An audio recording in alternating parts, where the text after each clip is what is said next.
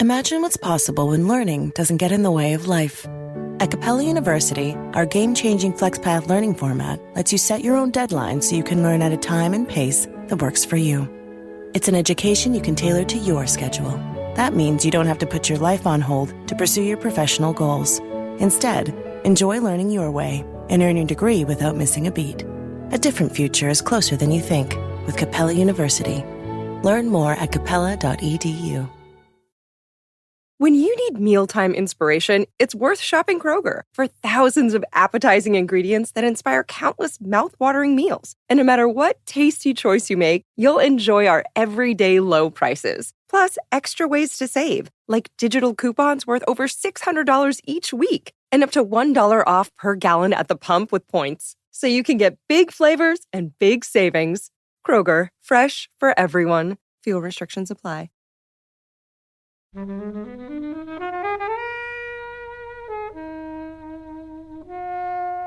This is Flixwatcher Podcast. This is episode 35. I'm Kobi.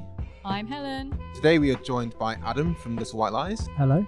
And Chris from Easy Rider Raging Podcast. How you doing? And we are talking today about Serpico. Serpico. Come find us on Twitter at FlixWatcherPod. Visit the website flixwatcher.tv for full listings, and don't forget to subscribe to us on iTunes and leave us an awesome review. There will be spoilers and bad language. You have been warned. So all films were available on Netflix at the time of recording, guys. You've heard their voices on episodes such as Jet Li's The One and The Talented Mr. Ripley. That's Jay and Tony, but also they've got other people. There's Greg and there's Toby as well. Tony and Toby, that's quite confusing, guys. But those guys are the unsung heroes of Flixwatcher Podcast, and we really want to send people their way. If you want to be a podcaster and you like the way Flixwatcher sounds, then you need to be in contact with these guys because they do all our editing and make what we do sound good. You know all the ums and ahs that you hear? What ums and ahs? What ums and ahs? Exactly, because they take them all out and they make it sound awesome. And they've had to deal with didgeridoos, they've had to deal with people hoovering, and they've taken all that out. So we really think these guys are top notch. If you want to start your podcast, not sure how to edit it, you need to get in contact with these guys. Podcast at glpro.co.uk, or on Twitter is at glprouk, and tell them that Kobi and Helen sent you, and they'll give you 10% off your first order. So give them a shout. Hello and welcome to this episode of Flixwatcher Pod. Today me and Kobi are joined by Adam and Chris. If you'd like to do yourselves a little introduction and tell us about the podcasts you work on, please. Yeah, so I'm Adam Woodward, and I'm the digital editor at Little White Lies magazine, which, if you don't know, is a magazine that's all about movies that we publish 5 times a year. And we have a podcast as well, which we started this year called Truth Movies, which I occasionally partake in. So Little White Lies, like, I think it's important to say 5 times a year, but you put a lot of effort into the magazine, don't you? Yeah, I mean, so it does take a good couple of months to put together. Yeah. So it started out as being bi-monthly. It was established in 2005, so actually coming up next year to our 75th issue. Should be a good time for celebration. And you put a lot of the effort into the front cover, which is, I think, your strapline is the most beautiful film magazine evs. Yeah. Oh, yeah. So we take a sort of upcoming release and then use that as like the thematic and visual inspiration for the whole issue. So the front section of the mag is basically redesigned every issue around that film. Yeah. So recently on the cover we've got Martin McDonagh's new film, Three Billboards. Yeah. Outside Ebbing, Missouri.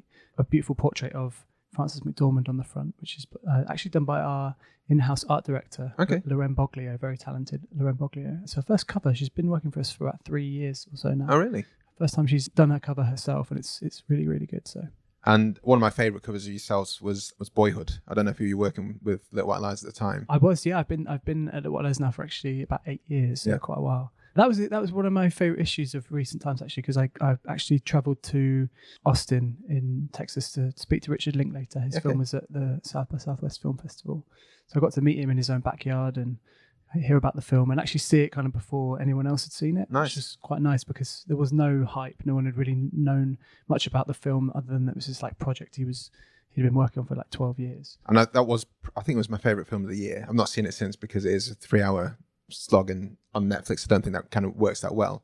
It's one of the best films of the decade, without a question. Yeah, I think we ranked it pretty high of our end of year list that year if it wasn't number one. And but like you say, I'm not sure it's one I would revisit soon, but eventually, hopefully. That'll be a low low repeat viewing score if anyone ever chooses it for this podcast. And that's from your magazines where I first learnt about it and got excited about it and things like that. Oh, great. Who are you? Chris Johnston, to give myself my full name, or Christopher Ian Johnston, but you don't need all that, obviously. And can we have your social security number? Yeah. For the American listeners. Yes.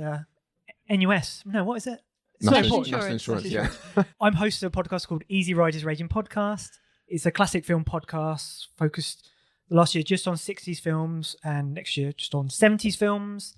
And we rewatch films, we recast them with current actors.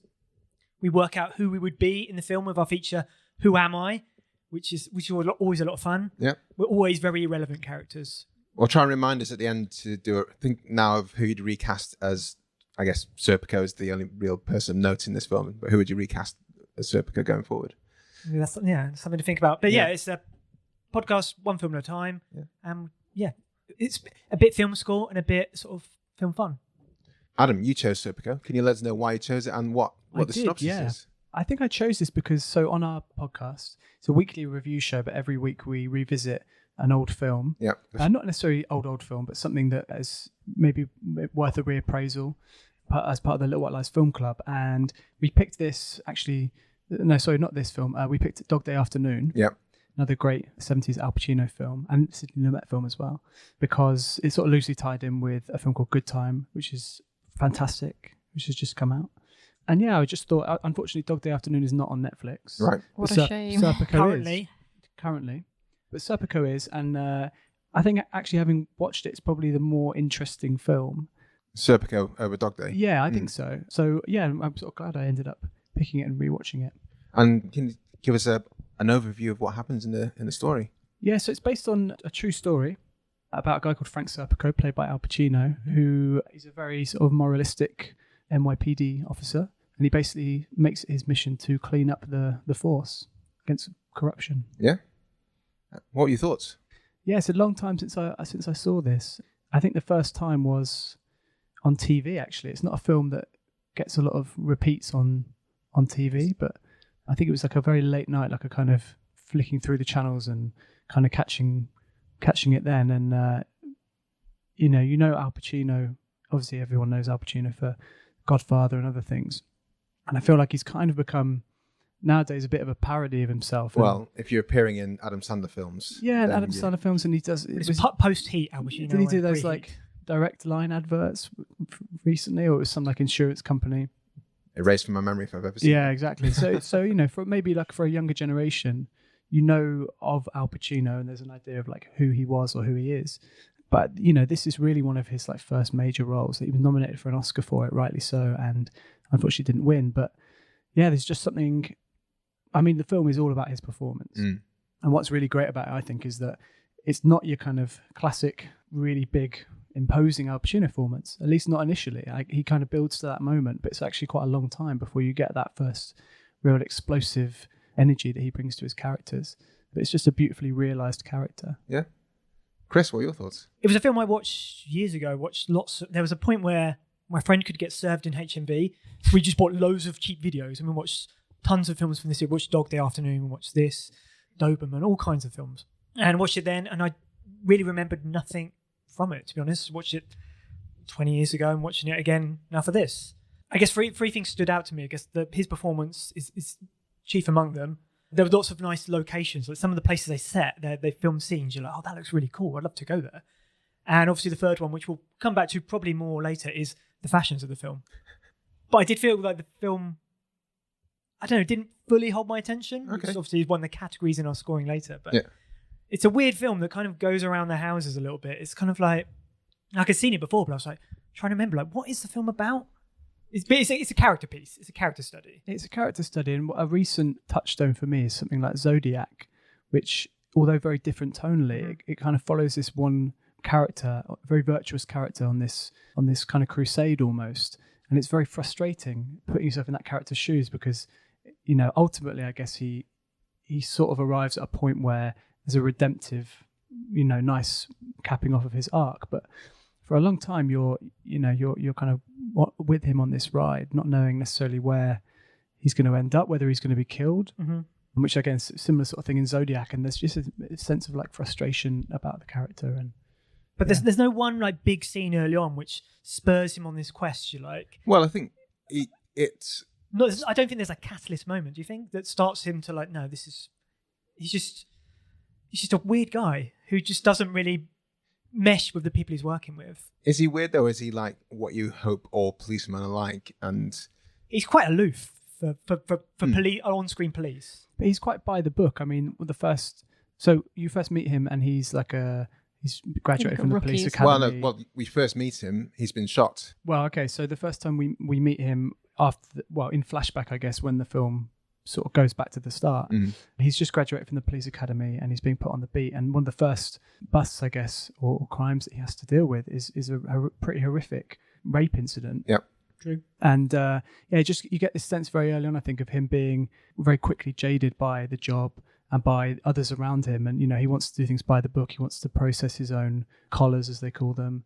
And he's constantly being blackballed, and there's all this red tape. And as I say, you get this straight away, you get this sense of frustration. I know what you mean about there not being a catalyst moment for him wanting to like not just turn on the people who he sees as being corrupt and immoral, but the people around him, his friends. Yeah, his friends and his girlfriends. And just the whole hierarchy of the NYPD. But it's just this idea that he very willingly puts himself on the other side of all of that. He quite a goes few out times I on a thought, limb. why don't you quit? Is that wrong? Did anyone else think that? I think that's the thing. Well, that's what one of his girlfriends kept telling him to do, wasn't it? Yeah, she was right. And Sorry. But, he's a kind of superhero in a way, or he's supposed to represent this bigger ideal.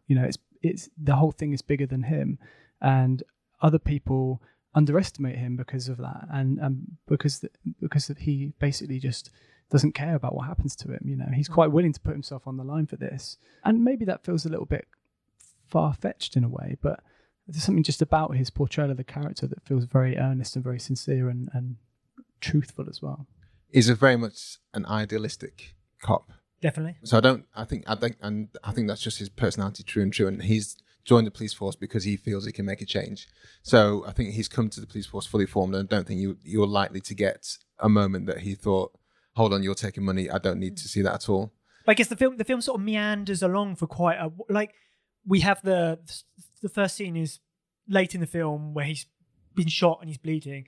That's basically the filmmaker saying, sit tight, something is going to happen, it's going to be significant. Because they put that there, from my opinion, to sort of say, don't worry, something, because it sort of meanders for quite a way.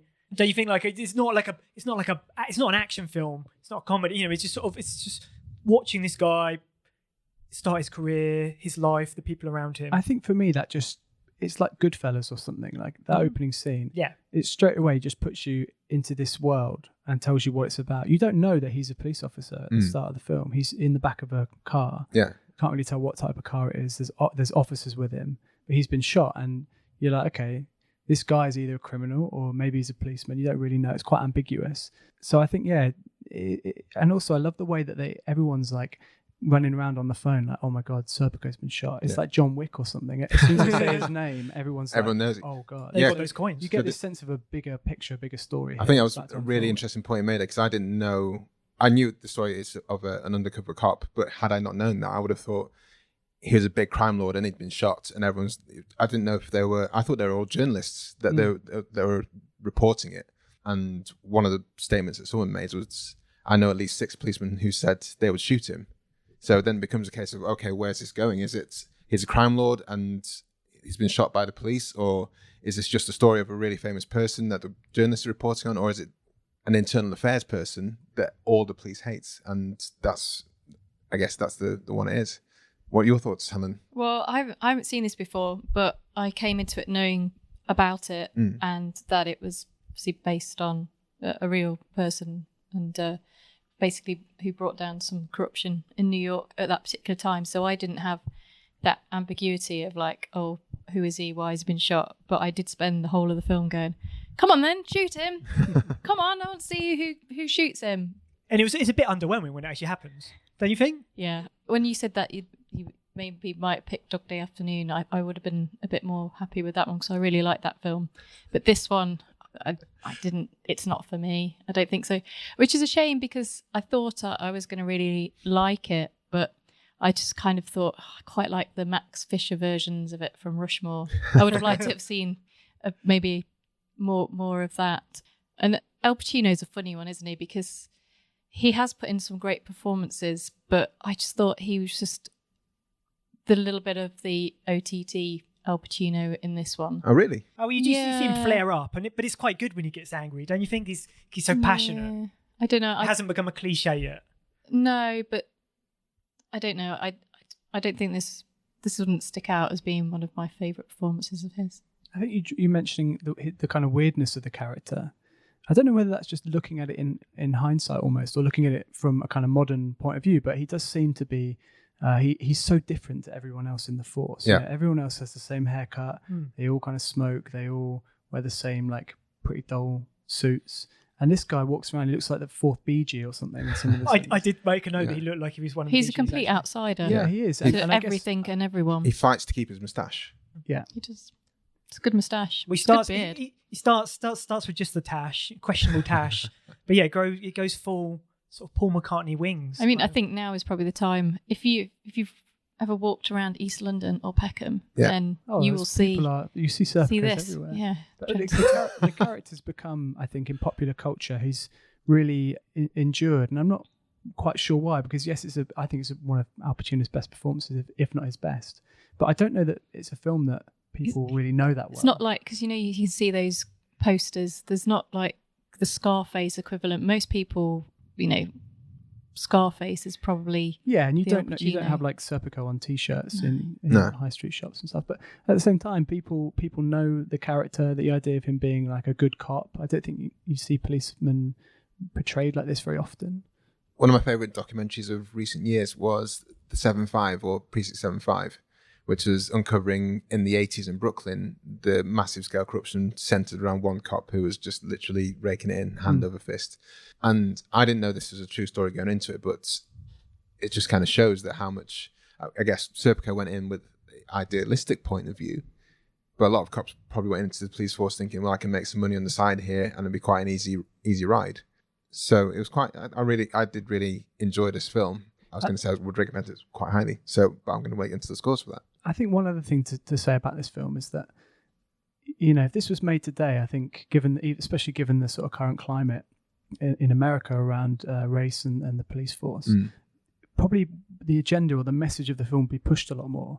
And I think the way the film handles that, it's just trying to depict this obviously true story. And it does it in a very interesting way where it's not like, Serpico's right, but you're not necessarily on his side fully. Because he is a bit of a dick about it in a way. Sometimes he can be, and he's quite, he's quite kind of cantankerous and abrasive character as well. So, it doesn't hold him up on this pedestal and put him necessarily above everyone else, other than the fact that he doesn't skim off the top. But yeah, I think the way it goes about, putting across this message almost of corruption being a bad thing, and not necessarily depicting all of the police officers who are guilty of corruption as being just like evil people or just, inherently bad people. They're just like ordinary guys as well. But I guess before this time, at least not in films, they weren't really shining a light on cops. Cops are heroes. They're like firemen or army people. But this was the 70s. Nixon was the president. Yeah, Watergate. Corruption this was the era of corruption and sort of evilness. I don't know what If you look at the decade from 63 to 73 when this film was made, from like Kennedy's assassination and to here, you have like Vietnam, that you have like the public dissent around that. It's the death of the American dream. Exactly. I mean, I don't know if anyone's seen the Ken Burns documentary, Vietnam War, which is fantastic. It's like he makes these epic journalistic kind of documentaries, and it's really fascinating that I think you do see hints of like films like Serpico to come from watching that, and the environment, the culture that was undergoing this massive sea change, I guess, at the time. Definitely. You have the death of the American dream, and then there's all that dark New York 70s stuff, which is kind of like... Which is a city on the verge of bankruptcy. And before Trump bought it all. Yeah. This period in America... Well, no, it was 63 to 73, wasn't it? But parts of New York were very much underserviced. It's because all the wealth fled the city, and because it was becoming New York was becoming very diverse. Yeah. All the wealthy white people moved out, and there was no money left to fund the city. Yeah. And so it became impoverished and run down. And this is preceding like the death of disco and hip hop starting and stuff like that. And those are against the backdrop of parts of the Bronx and Brooklyn just literally falling on its knees. So this kind of precedes all that, and a lot of that is kind of predicated because the police were just letting things happen. Yeah, no, you're right, and I actually watching this film with my girlfriend who'd never seen the film before. She made a comment about the fact that a lot of the criminals in the film are black, right? And I noted she that. thought that was quite an iffy thing, I guess, viewing it from again like 21st century perspective. And I actually think that's kind of an interesting statement from the filmmakers of like, this is the reality of New York in the 70s, where these guys were criminalized, basically. Yeah. These were the guys who were, it's sort of symptomatic of the economic environment that they were being brought up in. And the police are pretty much all white as well. Yeah. So you get this sense of racial tension, which the film doesn't really exploit or go into too much, but definitely from that you can trace it right through to today. Yeah, because I don't think that was on its agenda. I think I was just trying to be what I thought was a representation of what was going on at the time. Yeah.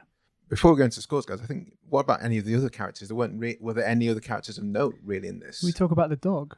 Yeah. The big sheepdog, the Dulux dog. Yeah. What do you want to say about it? Just a random moment in the film. I guess it's to humanise the character. Yeah, I guess it'd be. Give him a dog, show him he's not all bad. He's moving into his new apartment, and there's two very sort of dodgy looking people outside, seemingly selling loads of They've got loads of English sheepdog puppies. Did you think they were going to nick his stuff? Yeah, definitely. Yeah. I wonder whether there was a scene that they just cut out there, but so he buys a dog. He didn't even check with his landlord if he was allowed a pet. I think New York. And it grew into quite a big dog. That's the least of a landlord's worries. Yeah, I think so. Time, it's interesting to say that because then he has a motorbike. So and it's not a very motorbike friendly dog, is it? Yeah, the dog doesn't ride the motorbike. Are any dogs motorbike? Little friendly? chihuahuas. Like a chihuahua, But I'm just thinking dog. the car doesn't make an appearance again. I think there must have been some editing and continuity. Oh, is that what you mean? Right So you there. reckon they might have taken the car and they just kind of thought, well, don't worry about it. Shave a bit off the runtime. But no, I lose the car scene. That can go. I do like the dog though, because it does humanize him in a way, and not in a sort of not in a contrived way where you constantly see him showing the dog affection. Most of the time the dog's just there. Like he'll come home from a horrendous day where he's been basically given all these ultimatums by people, and then the dog would just be there in the apartment. Like, oh. There was also Strickland from Back to the Future. He showed up. Yep, I noticed that. He was like, slacker. What are you doing with that guy? It's always novel when you see somebody from something else sharp. Like Emmett Walsh from Blood Simple. He showed up briefly as well. Tony Roberts is in there. Is he the guy from Annie Hall? Yeah. Is he his main friend? Yeah. Yeah. Because he's his mate. Yeah, he's his friend who they both kind of treat. They get stoned. Yeah. Together. They get paid to get stoned. Yeah. Describe that relationship, because it's a bit of an odd one. Even though they both seem to be on the same side of the tracks in terms of. I thought that Tony Robbins might be. Is it Robbins or Roberts? Roberts. Thought Tony Roberts might actually be trying to set Serpico up. I just thought he was trying to see how high he'd want to take this thing, but it seemed like he was properly legit, and he seems to have been quite lucky in finding a friend, someone who is an honest cop on the same kind of tracks as him in a different kind of trajectory, where Serpico's on the streets and this guy's detective gold badge making a different headway for himself. It's quite a crucial point as well, and this is massive spoiler territory. Spoilers are allowed. That he isn't actually shot by one of the cops. No. Because, the film sort of sets that up or teased that up initially, and you're kind of waiting for one of them to do him in, actually. You're waiting for him to be double-crossed in a very physical and violent way, and I think it's great. It's not, in a lot of ways it is a sort of anti-establishment film, but it's not necessarily anti-police, and I like that about it. Yeah. Although most of the police you see, you don't really like. Yeah, but I think you get this idea of them being corrupted by, it's like the system is rotten rather than the individuals. Yeah. And they are all part of that. They're all connected to it. Mm-hmm. So it's almost like the politicians when they were done for having two properties and doing the flipping. It's just that that's what happened. So you kind of got on with it. True. So, all right. Because in the film, obviously his character he doesn't take the bribes, the payoffs, but obviously he does wear all the fashions of the rainbow. Like he's never afraid of a look. Like there's about 20 different hats, from like a V97 bucket hat to bobble hats. Hold on. It's got a pretty good poncho that looks one of those bath mats that you've cut your head out of. There's nothing he won't try. Like with all the jewelry and necklaces, he reminded me a bit of Jack Sparrow. Then he got a fucking parrot. So I was like, he's gone full Jack Sparrow. I thought it was a bit because he was undercover, and I'm not aware of the fashions of those times, but I couldn't help but thinking, does he not stand out still? Well, there's a great bit where he's actually chasing a guy down, and he ends up getting into a bit of an altercation with two officers who don't recognise him because he's so deep in undercover. And whether he's been told to, grow his hair like that and wear those hats or not, it's just that's his idea of blending in. I think that's why he took the job, because it was a job that allowed him to dress as casually as he wanted. But there's no look he will not try. Like, he would put contestants of RuPaul's Drag Race to shame with outrageous outfits. I think it works, though. I think he totally pulls it off. It was probably the thing that I enjoyed the most of the film was his outfits, I'll be honest. And I had an outlandish theory, because he's not taking bribes. But I figured he was taking, free clothes without realising that he was being bribed with clothes. Like, he was anti the system, but that system was giving him his So you his reckon they're outfits. like Louis Vuitton hats and stuff like that he's wearing? Yeah, they're like, I'll take all this money. He's like, no, but I'll take that hat and those rings. Yeah. Actually, so the real life Frank Serpico, who this is based on, Al Pacino and him worked quite closely together prepping the film. And Okay. I think he did take a lot of inspiration from that. And there's actually a documentary which actually came out, I think, quite recently in the US. It's just called Frank Serpico, and it's him telling his story. Oh. And some of the clothes he wears in that are quite... You can tell he hasn't lost his... The real one is quite... Frank Serpico, yeah. Oh, nice. It's a good little companion to this, actually. Well, definitely watch that. Yeah, if we can get it. Hope it's on Netflix. Don't think it is. It might be in the US, though.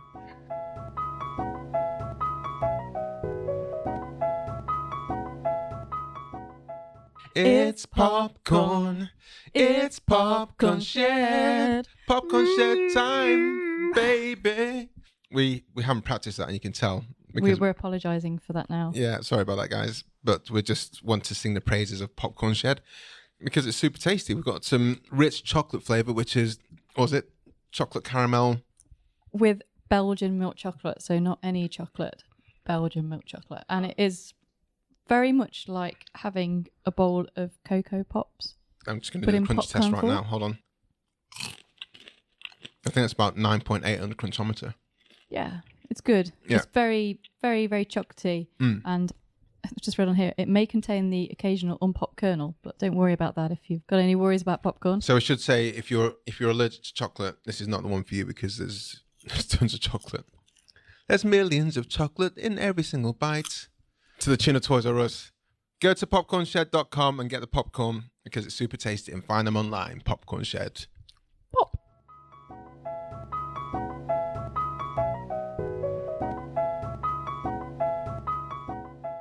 Let's go into the scores, guys, I reckon. Sure. So, We're so done with New Year, New You. This year, it's more you on Bumble. More of you shamelessly sending playlists, especially that one filled with show tunes. More of you finding Geminis because you know you always like them. More of you dating with intention because you know what you want. And you know what? We love that for you. Someone else will too. Be more you this year and find them on Bumble. This is the patented, not yet, Flixwatcher scoring system. yep, as inspired by the Little White Lie scoring system. Adam, Inspired, not stolen. inspired. Exactly. This is a I'm sure ours was stolen from something else. tetrafactor, or some word. Tripartite. It's not really a word. I think we Tetrapartite. made it up. Neither is recommendability, but we'll let that one slide. That is a perfect word. Helen Zaltzman from the Illusionist podcast said it's a word that works. So, speak to Susie Dent from Dictionary Corner. Give from Countdown, and she put it in there. She'll put it in the Oxford English Dictionary. Recommendability score. Adam, this is your choice of film. Out of 5, how highly would you recommend it? I'm going to go big and go 5 Okay. for this. And I think purely because it's one of those touchstone American classics I think everyone probably should watch if they are interested in cinema. Yeah. And I also think there's some relevance to today and what's going on. So, Chris? I'm going to give it a 3. I'd recommend it, but with reservations. I don't think it's for everyone. It's a character piece where not a huge amount happens. And for a lot of people, I don't think people are going to respond to that. So 3, because I do think it's a good film, but it's not a great film. Cool. Helen? I'm also going to go down the 3 route. I didn't really enjoy it, and I thought it was a bit boring. But I think if you haven't seen it and you're a Al Pacino fan or a sort of fan of that era of cinema, then you should definitely give it a go. Because obviously, sort of listen to what you've all said about it, I can kind of see that, but it didn't really do it for me on that one. And also, I was kind of wondering that there's not really much of a score to it, not much music in it, and I didn't notice much stuff going on there. Absence of sort of sound, which is a big thing. Just shouting and dogs barking. I think Sidney Lumet probably made better films than this. Yeah. He followed it up with, I think he made Murder on the Orient Express in between this and Dog Day Afternoon, and then he made Network. So he had an amazing run in the kind of mid-70s, and I think maybe... And before that he did 12 Angry Men. Yeah, exactly. So I think, which is amazing. Which is one of his first, I think. I think with this, it hasn't held up quite as well as something like Network or Dog Day, and those two maybe are more well-known now, but I would say if you like those films and that era of cinema, and I am a sucker for that and a sucker for Al Pacino, So when did this come out? 75, was it? 73. Yeah. 73, yeah. 73. I wanted to touch on Sidney Lumet. Do you pronounce the T? I do, but We'll add the T there. If you're, I wanted to touch on that, partly because as we are recording the latest version of Murder on the Orient Express is out. I've not seen Sydney's version, but I love to bits 12 Angry Men. And it's one of those examples of a perfect film, I think. Do you think it's perfect? Yeah. 12 Angry Men, yeah. His Not Murder on the Orient Express. His Murder on the Orient Express is kind of amazing. It's got just an extraordinary cast. Is that with Tim Curry? Is that right? Are you thinking it's Clue? No, I just saw a picture in a magazine. It said Murder. No, I haven't seen it. So no, it's got like Clue's great though. It's got Albert Finney plays Poirot, and it's got like Lauren Bacall's in it. Oh wow, it's just a who's who of like. That's kind of what they tried to do with the new one, though. I don't think they went that far out. I mean, Daisy Ridley, I really like her. That's what they tried to do, right? But I mean, who's going to go and see? Can we just bring up the cast list for it, because it's what is really worth reading out. For which? For the I think it's 1974 Murder on the Orient Express, and I'm not sure that it's. I wouldn't say it's like. Oh, they should have had Pacino play Poirot. Oh yeah, with his tash. You just kind of tweak it a bit. Yeah. I mean, this film is not necessarily a classic or even worth really watching, and I'm not sure there's Murder on the Orient Express. I'm not sure there's ever been a good adaptation of it, to be honest. But so yeah, you've got Albert Finney, Lauren Bacall, Ingrid Bergman, Sean Connery's in it. Tony Perkins. John Gielgud, Anthony Perkins, Vanessa Redgrave, Michael York. So yeah, it's a real theft. Sean Connery, yeah. So these, I mean, compare that to now. I mean, there were named people on. They're big names at the time, yeah, definitely. So these are super names at the time, but for the current one, there's some known names. But like I said, Daisy Ridley, she's not established yet. She's been in one film which is huge in Star Wars, but that's not really. What's a Star What? I've never heard of it. Star Wars. It's a film set in space. And check that one out. Who else? There's a guy from one of the guy who plays the Doctor. He's in Hamilton. Johnny Depp in it. Blech. Josh Gad, Michelle Pfeiffer. So Michelle Pfeiffer's probably the biggest name in there. Not these days. No, I mean she was Catwoman, but that was like 20 years ago. She was in Mother this year, which she was good in. I think I really like Michelle Pfeiffer. Yeah, I like Michelle. Props to cheers to Michelle Pfeiffer. Going back to the scores. Yeah, sorry for that. No, I think it's because it gives an idea. I mean, I think Sidney Lumet had the 70s were his has had a cracking golden run. age, weren't they? And there's very few directors who can say they've had as good a run as him. And I think this doesn't ruin it. And I'm going to give it a 4. He's one of those people who, I don't think I've seen these Sidney Lumet films. I go, you have? Yeah. Repeat viewing score. Adam. I think I'll go slightly lower for this one. Yeah. It is just all about his performance, I think, and I can in terms of rewatchability. Just to throw another mega word in there. But why didn't they change it to rewatchability? For repeat viewing, I'm going to just go 4. Slightly low, but still high. Chris? 1. I see over your shoulder on the notes is 1.5 initially. So how did it lose the 0.5? I'm just mulling it over, sort of keeping it fresh. But yeah, it's been over 15 years since I watched it, and unless I'm talking about it on my own podcast, it'll probably be over 15 years again before I watch it. Do you think you'll do this one, or? Probably, because it's a landmark 70s film. But not Dog Day then? Oh, I'll do that as well. Oh, okay. I'll do them all. I'll do Network. I'll do maybe I'll do Murder on the Train, or whatever it's called. Okay, I know what it's called. Death on a Train. It's called Eating from the Orient Express. Helen. 1. Nothing to say about it. I mean, I'm not going to watch this again. Why is it not 0 then? Because I didn't hate it. What? I mean, I might be interested in watching the documentary that you mentioned about it to find out a little bit more about the real Frank. So vicariously, it gets a 1. Yeah, I don't want to be too mean on it because I don't want to bring its score down too much. I don't hate it. No, but the score's a score, isn't it? You can't. It's fun doing this, though. There's no wrong opinion. Yeah, I mean, if it was on in a room I walked in, then I wouldn't go turn this off immediately. I can't bear to watch it. But the way that we watch films now is so different. Whereas, like when I used to have a regular TV, I would quite often flick through channels and come across a film that I'd seen before and happily have it on in the background. Whereas now, I have to actively go and sit down with the mindset of watching a film. And this wouldn't be one that I would actively see again. But if it happened to be on, I might watch some of the bits again, maybe.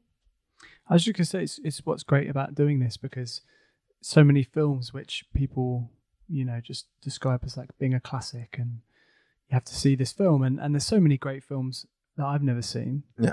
And so many that I have, which everyone loves, that I didn't particularly like. And it's, I'm sure you said you had a kind of idea of what this film was about before seeing it, right? And it's interesting to sort of see how that stacks up to actual physical enjoyment of watching it. Liked it more, but it just didn't work for me. I just thought it was a bit slow. So the anticipation score will be quite high when we get to the LWL scores. Yeah. I don't think I'll watch it many more times, if at all, but I'm going to give it a 2. It's quite long. Yeah. It's over 2 hours. I think it's 2:10. I think. Yeah. I don't think watch it more. In terms of cinematic blind spots, I've still not seen Network. I know Network's currently on. I'm the same, actually. I haven't seen Network, but I'm kind of like building myself up to see it. I'm like, oh yeah, I need to watch that. I know. I feel like I know I'm going to enjoy it. But I'm just also like, someone's going to pick it soon. Well, I guess Network has a really iconic moment or scene that everybody knows. It's like ubiquitous now, and it's been repeated and memed so much. And Serpico maybe doesn't have that moment in it. Yeah. Which I don't know, maybe that's like... Is there a moment? I guess the moment is him at the start in the car bleeding, going... Yeah. That's that's the iconic image of the film, I guess. Is it?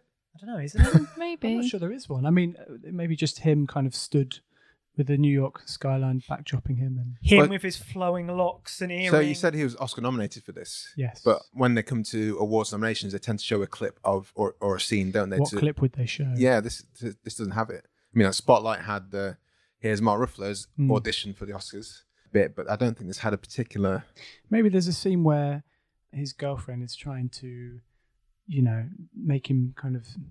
She's playing devil's advocate a little bit, but she's trying to... His second girlfriend. Gently coax him out of this situation he's got himself in, and he just kind of erupts at her. Yeah. That's very much like Al Pacino, capital A, acting. And it's great. But do you think they could have combined those two women into an interesting character? Yeah. It's not great for women characters. I'll give you that. It's a bit one-dimensional. Yeah. Small screen score. Adam.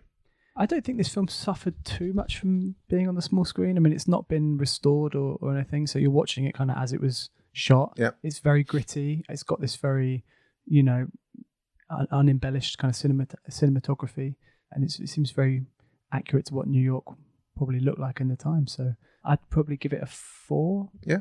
For that. Chris. I'm going to give it a 4.25. Just to up what is on my page. I mean, I don't think it really loses anything by being on the small screen. You can still appreciate Pacino's acting and also his fashion choices. They aren't diminished by the screen. His outfits feel whatever medium you're watching it on, be it the man purse, ponytail. If this is in 3D, he does have a lovely handbag, doesn't he? But the thing, he's a maverick. He just doesn't give a damn. Like, he'll wear what he wants to wear. Helen. I'm going to give it a 4. Again, you don't need to watch this on a laptop quite comfortably. Yeah. And also, again, one of the things about Netflix is that there are a lot of films out there that you may have missed for some reason or you haven't seen for a long time, and it's nice to be able to have that kind of back catalogue. Yeah, when it comes to you. Yeah, instant. So, So even though I've not exactly raved about it, it is an interesting film. So you should probably check it out if you've ever been curious about it. Another blind spot is Carlito's Way, which came up as a suggestion. Ooh, I really like that film. Yeah, I'm sure. I know. I remember liking it, but again, it's been 15 years. I Yeah. know it's pretty cheesy. Adam's giving it the thumbs up there. I mean, that's another one where he's kind of dying in the car. Does he end up in a car? It's at the train Let's not station. spoil. Train station. Not Oh, spoil sorry. a different film. He gets on a train. What's the He spoiler? gets on the train. And it turns into And- Orient No, Express. He doesn't even make it on the train. No, but hey guys, Oh. just Anyway. anyway. Small. Because they I'm didn't have going to the give night it. tube then. I'm going to give it 4 points. 4.1 because I want to be a bit obtuse. Engagement score, Adam. Again, I'm going to match my recommendability score and go 5. Nice. Okay. I know it's over 2 hours, but I'm just totally engrossed by his performance and would happily just sort of sit through that and Absorb it. absorb it. Chris. I really felt like I should care more about his crusade than I did. It was an easy enough watch, but I'm going to go 2.5. I'm going to split the difference. I think one interesting thing again about this film is like watching it today, knowing that what he did wasn't necessarily for nothing, but there's a certain futility to it. You know, it's like, as I said, this whole thing is bigger than him, and you know that corruption still exists. You know that police forces are still guilty of basically not doing what they should be doing. So yeah, there's a sort of, I don't know, it feels like the film's taken on an air of like poignancy over the years, which maybe wasn't intended at the time. Helen. 1.5. I just found it a bit boring, and I was well off on the Wikipedia and IMDb thing. And also, when I was watching it, I was kind of thinking, so what other films are a bit like this but not like this? And I was thinking about something like The Departed. Yeah, which I thought about that. That was a point of comparison. which I really love. I mean, that's kind of flashy and really over the top, but I think I'm a little bit spoiled with things like that now. And then going back to something like this, I'm a bit like, yeah, could have been a bit more. It is a lot more gregarious, The Departed, even though it's a 3-hour-long film. But I'd put that in the same kind of engagement score for me, The Departed, because first time watching Departed, this was my first time watching this, and I had the way they set it up as someone shot Serpico, you don't know who did it, and I was like thinking, oh, the cop's going to do it. Is it going to be a setup that he's led into a robbery, and the cops are there, and one of them just shoots him? That didn't happen, and I felt kind of let down by the way it got shot. Let down by the truth. Yeah, the real story. It was a bit poor. But Serpico survived it though. So, but yeah, all the way through, I was really engrossed. I did really like how he acted. It wasn't understated, and I did like the story. I'm going to give it a 4. Did you have any ideas of who you'd recast if they were doing a 2017 Serpico? Okay. Oh, I've got one. go then. Oh shit! I just forgot his name. Sam Rockwell. Okay. Oh, yeah, I'd see that. Because there's some dancing scenes, which is a requisite of all Rockwell films, and you could imagine him wearing all the outfits and bearding up, and he's got good screen presence. You always like him in the film. Yeah, I'd watch it. So you choose Rockwell as well, do you? No. Rockwell he's in 3 Billboards, is he? He's very good in it, and he plays a cop who's introduced as a racist cop, and you know he's a very complex guy basically, and has an idea of like what a police officer should be, and tries to live up to that, and doesn't quite manage it. So that I'm a big Sam Rockwell. So this could be his best performance in quite a while. all right. But all his performances are great. So that bodes really well. What about Andy Serkis as the dog? It's the mocap dog. He would spend like a few years researching the role, sort of practicing. He would go get into deep. character. Yeah, I like it. My thought was Mark Ruffalo. Mark Ruffalo with a big tash though. I don't know. I think he could pull off a tag. You think? I mean, absolutely. I'd watch that as well. Just keep remaking it every 20 years. Yeah. I think he'd look more like a 70s porn star with his kind of curly hair and his tash. He doesn't really do He's kind of moved away from the the serious stuff. shouty, angry very well. He does more kind of He brooding. turns into and the a Hulk. bit sad. He doesn't really though. I see him in real That's life. actually Andy Serkis doing that. Oh, it's- Yeah, I'm not sure. I'm not sure who could I don't think you can recast Serpico. He is Scarface. He is Serpico. Let's do the Little White Lie scores then. Anticipation for this. Yeah, should I run through these again? Yeah, absolutely. Yeah, so you can Explain the run through the LWL scores that we stole from. Yeah, so we review films and rank them in a sort of unique way, which is to give 3 scores for anticipation, enjoyment, and in retrospect. Yeah. guess the idea is to capture more of the sort of feeling and experience of going to see a film, and the hype, the build up before it, which so often these days is coloured by like trailers. Trailers and social media excessively campaigns. long trailers. Which I quite like to go into seeing a film blind if I can. Yeah. Which is so hard to do. Which is very hard to do now. I tend to, if there's a film I want to see, I don't know about seeing it, and the trailer starts, and if I've made my mind up within 10 seconds of wanting to see it, I shut it down if it's something on YouTube. But you can't often escape that when you go to the cinema. You just kind of... There's a guy in a podcast I listen to. He won't watch trailers for anything until after he's seen it. He calls himself the Unsullied. Right. And he says, it causes great problems in his marriage, and going to the cinema to actively avoiding everything, he'll just... But it's a good ethos. Yeah. But it's not easy to do. Yeah, no, very much. And so, then we have enjoyment, which sort of speaks for itself. And then in retrospect, which I guess is... the time after the film that you've had a chance to think about it and let it digest. So what are your thoughts for the scores here for you? For this one, I think for anticipation, I'd probably give it a 4 because it's not Al Pacino's best known performance. And as I say, compared to something like Dog Day Afternoon or Network, it's maybe not a film which is up there and people at the front of people's minds in terms of films from that era, films by even Sidney Lumet. So 4 for anticipation, and then I'd go 5, and then probably 5 again for the other 2. Yeah, Chris. Anticipation, I went for a 4 because I was just that was a classic. I'm looking forward to rewatching that. I hadn't seen a good Al Pacino film in a while, and so I was mildly excited by watching it again. Enjoyment, is that next one? Yeah. 2, because I didn't enjoy it that much, but a limited amount. And on hindsight, is it? In retrospect? 2.5. Helen. So anticipation was quite high. That was a 4. Yeah. One that I'd not seen. Only seen the Rushmore version. Which is very good as well. I mean, even their Apocalypse Now is probably better than Francis Ford Coppola's Apocalypse Now. They're just a great film. But sadly, I didn't really enjoy it. 2. In retrospect, a 2. It's fine. Those your scores. I'd say in anticipation 4. Enjoyment, I think 5 actually. In enjoyment, I was really enjoying it whilst it's on. And in retrospect, 4, because I think the way he actually got shot was just disappointing. And then he had like green blood in his pillow. Did you notice that? It was green. It was green. It was green. Was it? I was like, what is he, a xenomorph? What's going on? I didn't notice that. So, something was afoot, and I had questions. So we reached out to our Twitter fans to ask them what they thought about Serpico. Helen, do you want to take the top one? So John Applegate at John App. Oh, I can't read this. 634996667. Obviously, a lot of other John Applegates before. Yep. Great movie. And then we did say any stars. If you insist, 5 stars. Chris, do you want to take the next one? It was What Were They Thinking? All one word at WWTT Podcast. They said probably like 4 stars, but I haven't seen it in a long time. Adam. Yes, Scheitgeist at Scheitgeist Pod. Yeah. Friend of the show.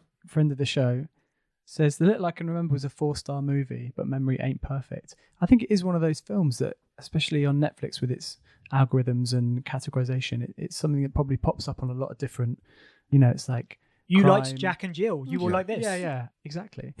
both Al Pacino films. But I wonder whether it's a film that people do just kind of skip through, and they probably update the image on it every 10 minutes or so to try and get people to watch it. But but I think I would encourage people to revisit it. Cool. Thank you very much, guys. Let us know how to find you online and say goodbye. Yeah, so I am on Twitter. I have a personal account. Yeah. Which is just AW Lies. Yeah. Inspired by our, obviously, Little White Lies account, which is LW Lies. I'm not I don't use Twitter a lot, but, follow Little White Lies because we do some good stuff. I don't really do good stuff. And then Truth and Movies is the name of the podcast. We don't have a Twitter page, but yeah, Truth and Movies. If you go on Little White Lies website, which is just lwlies.com/podcast, you can have a listen there. Yeah. And if you like 70s films, we've got a bevy of them coming up on my podcast, Easy Riders Raging Podcast, which is on iTunes and Stitcher and a few other things like that. All the pod places, basically. All your podcatcher things. Podding needs. Yeah. Yeah. And the Twitter is at ERR Podcast. Yeah, I got it that time. Great. Brilliant. Cheers, guys. Thanks a lot. Thank you. Thanks for having us. Bye. Bye. Bye.